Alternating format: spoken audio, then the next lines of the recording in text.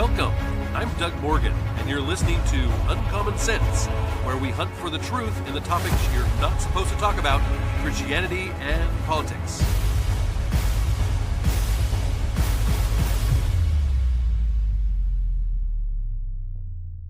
I often say on our FOMO Friday podcasts that you don't listen to propaganda media anymore. And why do I call major media propaganda? Well, because they only tell you a story of things that will make you think the way they want to make you think. Let me give you some examples. Here's an opinion piece from Matt Walsh, and he says, several decades ago, an academic named Scott Cummings wrote a book entitled Left Behind in Rosedale. It was about the very rapid decline of a large area in Fort Worth, Texas during the 1970s. As the black population exploded and white residents fled, it was a very stark transformation. From 1950 to 1990, Rosedale went from roughly 100% white to more than 80% black. At the time, very much every commentator was describing this phenomenon, which was also taking place all over the country, by the way, in hundreds of different cities, as white flight. You'll remember that, right? These commentators derided white people as bigots for fleeing the wonders of diversity. But none of these commentators spent any time investigating what happened to the whites who, for one reason or another, remained in urban areas as this demographic shift took place.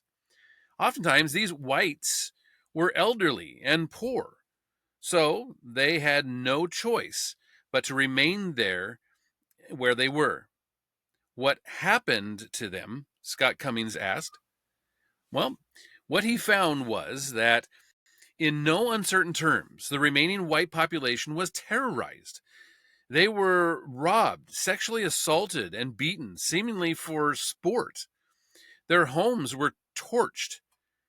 One elderly white man told Cummings that he had been stabbed repeatedly by a black man while he was walking on the sidewalk for no apparent reason. One white man in his mid-70s was working on his house using a ladder when a group of black adolescents approached. They shook the ladder until he fell off and then beat him with 2x4s. From 1977 to 1982, the attacks intensified.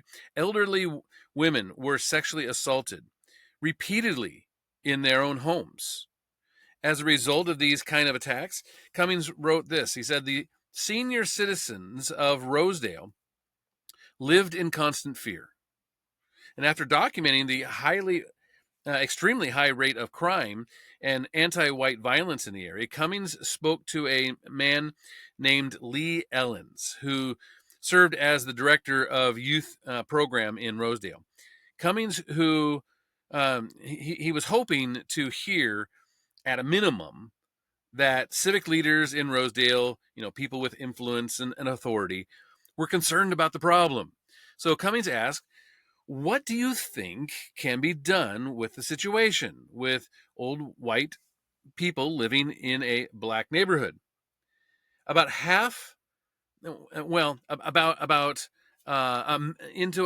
minutes into the explanation, Ellis made it clear that no one actually cared about what was happening.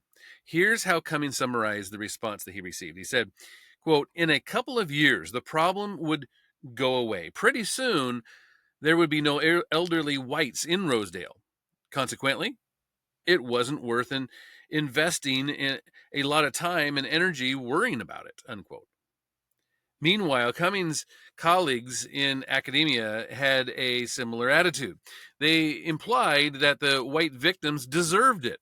As one professor told Cummings, quote, their ancestors were probably yucking it up when blacks were being lynched by Klansmen, unquote. Well, Left Behind in Rosedale is available online. By the way, it's in its entirety. You can pull it up and read it if you like. And it definitely details how the U.S. government left white people to fend for themselves as their communities descended into social progress, as they like to call it. And it's worth a look, if only as an antidote to all of the propaganda of white flight that you've probably been forced to consume in your life. But really, you don't have to read Left Behind in Rosedale for the simple reason that not much has changed since the 1980s. Ask the white farmers in South Africa, the ones who are desperately trying to flee to the United States at the moment, just how safe they feel on their own property. Or, for that matter, talk to white people who are unfortunate enough to be living in Cincinnati. There are white Americans who thought their city was distinct from South Africa because, after all, South Africa is about 10,000 miles away. And over in South Africa, they're much poorer than we are. They don't have jobs or infrastructure anymore, at least since the end of apartheid. So, how similar could downtown Cincinnati really be as compared to South Africa? As it turns out, Rosedale is essentially South Africa, which is also Cincinnati, which is also every other city in this country. That is to say, in every single context, when you introduced mandatory diversity, life becomes much, much more dangerous for everybody, including white people. That's a historical and statistical fact, borne out by all of the data over the past half century. You can call that statement whatever label that you want, he says, but it happens to be true. And that's not just because crime goes up in general. It's true because crimes significantly targeting whites become commonplace. Every Saturday morning, early Saturday morning in downtown Cincinnati, near the site of the city's ongoing musical festival celebrating Black culture, several of these anti-white attacks took place on camera. In one case, a white man was knocked to the ground by several attackers who continued to pummel his head once he was on the ground. In another case, a white woman was punched directly in the head, knocking her unconscious as she hit the pavement. Blood starts to stream from her mouth. You can go online and you can see this video.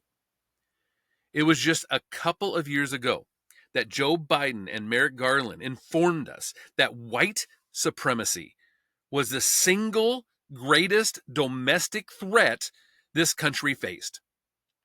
But neither Biden nor Garland has to walk around America's cities alone after dark without dozens of armed bodyguards. They don't have to deal with getting sucker punched and brutally beaten in random assaults. But that's the reality of what's happening in the middle of major American cities. The police chief of Cincinnati and various politicians are willing to condemn these acts of violence in the abstract. They're saying that it's wrong for a mob to brutally assault innocent people. But strangely enough, they're not willing to say a word about the race of the attackers or the race of the victims. Of course, if the victims were racial minorities and the attackers white, there would be, well, instantaneous Act Blue funded riots in every American city. But because the victims are white, most national media outlets aren't covering it at all. It's as if footage doesn't exist. This includes CNN, ABC, NBC, MSNBC, the New York Times, Washington Post, and CBS. There is a near total corporate media blackout. They will not touch it. To the extent that local news is covering the violence, they're omitting race from the story entirely.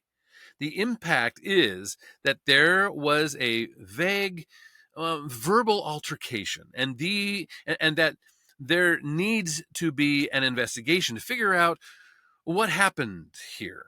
Meanwhile, the anti-white brigade on social media is searching desperately for a way to justify what happened.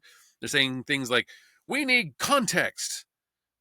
But here's the problem. There is no context where it would be okay for multiple people to jump and pummel one person and continue the beating even after they're on the ground. The implication in the news coverage is that race is irrelevant to this story because really it couldn't have been anyone doing the kicking. It could have been anyone doing the kicking. But we all know that's not true. We all know these videos only go one way. If you hear about a video where members of one race are stomping someone of another race while they're on the ground, you immediately know which party is which. But you're supposed to deny that reality, even when you're the victim. Consider the story of white left-wing Ohio State University graduate student Gregory Wheeler.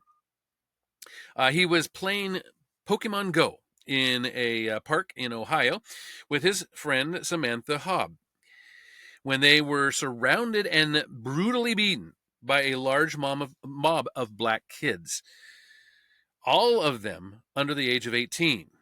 Then, for good measure, the mob shot Wheeler several times. Now, you might think that if you were nearly murdered in a park in this manner, you'd conclude that you need to get out of this neighborhood immediately. And then you might wonder what went wrong with all of these families? Where are these kids' fathers? I wasn't just attacked by white children or Asian children. Why is that? But Gregory Wheeler didn't ask any of those questions. Instead, here's what he told the Columbus Monthly. He said, this is Gregory Wheeler, who was shot 3 times during a late July robbery in Linden Park. He detailed his feelings surrounding the incident, where he was attacked by a group of about a dozen children ranging from the age of 11 to 17 by his estimate, before he was shot from behind as he sought help at a nearby house. Quote, I'm not angry at those who attacked me, he wrote, though I am saddened. Wheeler went on to explain solidarity with the Black Lives Matter movement. His attackers were black, by the way, as well as some of the concerns that plagued him in those moments that he lay bleeding on a stranger's front porch. Was his friend Samantha okay? She was.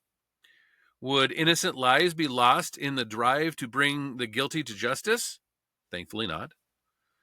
Is locking any young person away for any extended period of, period that the best means of rehabilitation? Yes, even getting beaten and shot several times by a mob of black kids wasn't enough to prevent Gregory Wheeler from expressing solidarity with Black Lives Matter movement or lamenting whether the police would randomly kill innocent people as they investigated his attack. On the left and in the center, this issue is completely firewalled. They're expected to die before you're allowed to talk about it. Remember this story from Baltimore just a few months ago? Roughly 15 black teenagers brutally assaulted a 12-year-old white boy at an apartment complex, but police announced there would be no hate crime charges and that several of the attackers wouldn't even be charged at all. It's a group of several other young boys who committed this heinous crime according to the news report. But don't get to know anything else about these boys, many of whom will get away with it. And let's be honest, the juveniles they supposedly charged are going to get away with it too. For beating and sexually assaulting a white child on camera, there are no consequences from the authorities or anyone else. Again, this is a very established pattern. It's not just media that it ignores anti-white attacks. The police often ignore them too. for political reasons. A few years ago, there was a major protest in Philadelphia after several black women decided to wage a campaign of terrorism against white people. It was an open and it was as open and obvious as it could have been. But the police didn't even take a report. This kind of official indifference to anti-white violence is fully in effect today.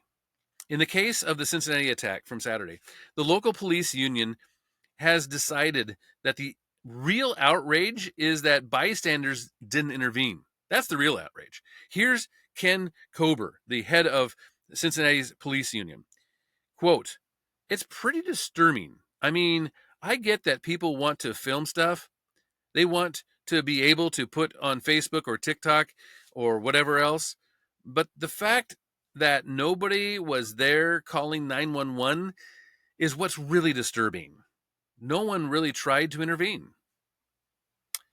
So, never mind the fact that there were apparently no cops downtown at all, while a mob beat several white people in the streets. Never mind the fact that that mob violence is now a fixture of black communities. Forget all of that, says the police union. The real outrage is that someone filmed what happened. There's only so much of this lying and open race hatred that people can tolerate before they decide they've had enough. When that moment arrives, what does it look like exactly? Well, in the Ozarks in Arkansas, hundreds of people have now paid to become members of a whites-only community, and for more than a year, that community has begun to take shape. NBC News recently profiled this new community. The position of NBC News, based on that reporting, appears to be that you don't have the right to exclude people from your property on the basis of race. But actually, you do have that right. You can exclude people from your home for any reason you want to. It's not their property, it's yours. We're not talking about a public accommodation like a restaurant or an apartment complex, nor are we talking about people who take, money from the government. This is their land. They've established a private membership association, and they sell shares that grant access to the land. If property rights mean anything, it's that you have exclusive rights to control access to your property. On the other hand, if you don't have the right to build a community on a private piece of land and live around the sort of people that you want to live around, then you don't have any rights at all. This is a basic and fundamental as rights can possibly get. Freedom of association, private property. But as you just heard, the Attorney General of Arkansas apparently doesn't believe this. He launched an investigation and condemned racial discrimination. Strangely, though, there was no investigation or any media coverage whatsoever into something called Freedom Georgia. Remember that? After George Floyd's overdose in 2020, 19 black families purchased hundreds of acres near Macon, Georgia, as part of their plan to create a, quote, safe haven for people of color, unquote. In other words, it's a black-only commune. So apparently, it's very noble and appropriate when black people want to be around black people and ban all the other races from their property. The media will celebrate that kind of thing any day of the week. It's only white people who aren't allowed to practice freedom of association, just like it's only white people who are supposedly have no homeland or culture. Of course, whenever there's an opportunity for race hustlers to shamelessly embarrass themselves with their own hypocrisy, Ben Crump isn't far away. Here's his take on this new initiative. Quote, "Wow, a whites-only group is trying to expand its community into Missouri. barring blacks, Jews, and non-white members. They claim it's about shared ancestral values and living among like-minded people. I have no words. Meanwhile, here was Ben Crump, same guy, back in December of 2021, quote, Wayne Swanson and 19 other black families purchased more than 500 acres of farmland in Toomsboro, Georgia, to invest in their Freedom Georgia initiative. Their black-owned initiative and many others will greatly benefit from the Farmer Relief Program. And he put a little applause emoji. That last part turned out to be very false, by the way. More than 5 years after it launched, Freedom Georgia is about as dysfunctional as you'd expect. Wikipedia reports that as of July of 2023, the settlement, quote, consists of a dilapidated campground, and its founders are working on establishing roads and utility services, unquote. Well, then as of May 2024, quote, construction for permanent dwellings or vital infrastructure has not begun. All land was sold in 2023, and no further plans have resurfaced for the planned town, unquote. In other words, Freedom Georgia has turned out a lot like South Africa. The leaders banished all the white people, took whatever cash and media attention they could get, and then disappeared, leaving everything in ruins. That's the model of anti-white governance that the media will celebrate as they demonize the white community in Arkansas and minimize the various attacks on white people in downtown Cincinnati. And for my part, he says, I'd say people have the right to build whatever communities they want to build on their own private property. Doesn't matter how you or I or anyone else feels about it. It's not our property. We don't have to live there. At any rate, at this point, no amount of media hackery is sufficient to hide the truth that everyone can clearly see. It's controversial to say, but it's a plain statistical fact that, generally speaking, the wider a community is, the safer it is. The data demonstrates this very clearly. It's been an unspeakable truth in our country for a long time, but it's true whether we speak it or not. It is just simply a fact. Rather than yell at people for noticing, maybe we should address the core issues driving this trend. Or we can keep screaming and trying to, impotently to enforce racial double standards, the kind of racial double standards that have defined our culture for a very long time. But that dam was never going to hold forever. Now it's breaking. People are done with the double standards. If tribalism is okay for every other group on the planet, white people will increasingly follow suit. No, it's bad when you do it. Just isn't a persuasive argument. People only pretend to be persuaded by it. But one public act of mob violence at a time, as we're lectured about white supremacy while white people are beaten in the streets, those days are rapidly coming to an end. And I will add to this that Pam Bondi actually has announced now that the FBI is investigating the brutal Cincinnati mob beating, and they're interviewing suspects even currently. But racism and the Cincinnati mob is only one example of media narrative recently. Media outlets have employed a photo of an emaciated Gaza child to substantiate claims that Israel is intentionally starving residents of Hamas-controlled zone.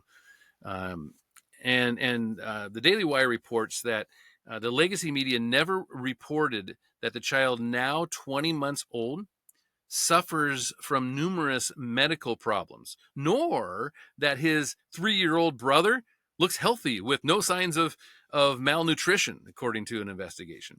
This viral image of a child in Gaza was misreported as proof of starvation caused by Israel. In reality, Muhammad's health condition, not hunger, is the issue. It's time for the media to correct their misleading coverage. Published initially on Instagram with the caption, "A body eaten by hunger and eyes looking for mercy in a deaf world."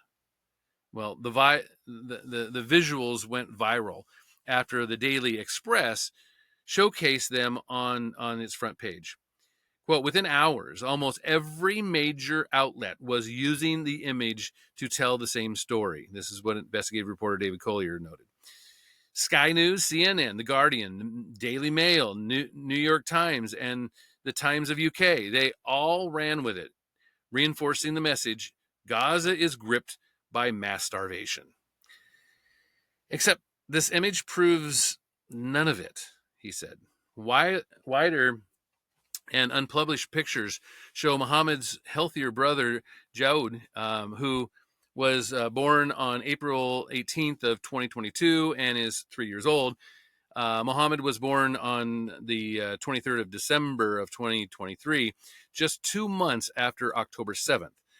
What we can see from the pictures is that both Muhammad's mother and his older brother look healthy and are not suffering from any kind of starvation that would be necessary to cause the thinness suffered by Muhammad. Quote, this is visible in multiple images that we have in our possession, Collier continued. The published images in all of the various news broadcasts and publications have either been deliberately cropped to remove the image of the healthy brother, blurred him into obscurity, or the journalists have only chosen to use photos in which the brother is not visible at all. From everything I've learned, he says, Muhammad's mother is simply trying to find help for her child, Collier wrote. She's not hiding the truth. She tells the full story to anyone who asks. Yet every journalist who has spoken to her has made the same cynical decision: ignore the medical reality, strip the context, and turn her child into a propaganda weapon. U.S. Ambassador to Israel, Mike Huckabee, also dismissed Hamas's fake narrative, writing on X that the lie told by the media and Hamas itself is a tragedy. The media also pushed another lie about the Gazan child. Quote, Hamas cannot afford to lose control over the distribution.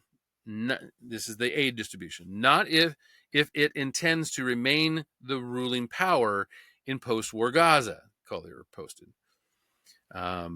He said that channeling or controlling aid has always been one of the terrorist group's most reliable sources of income.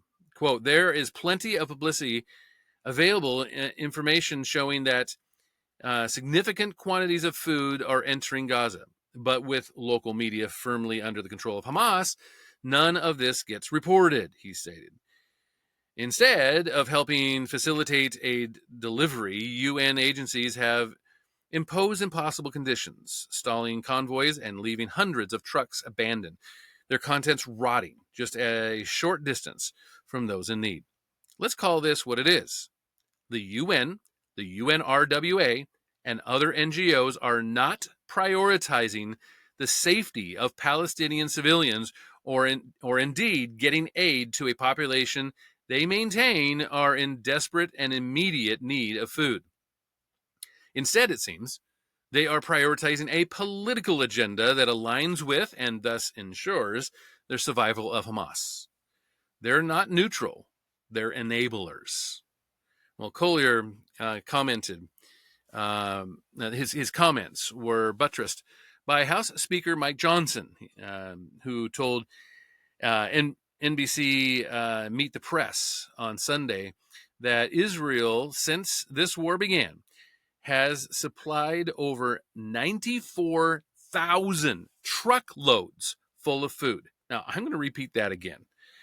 Israel, since this war began, has supplied over 94,000 truckloads full of food.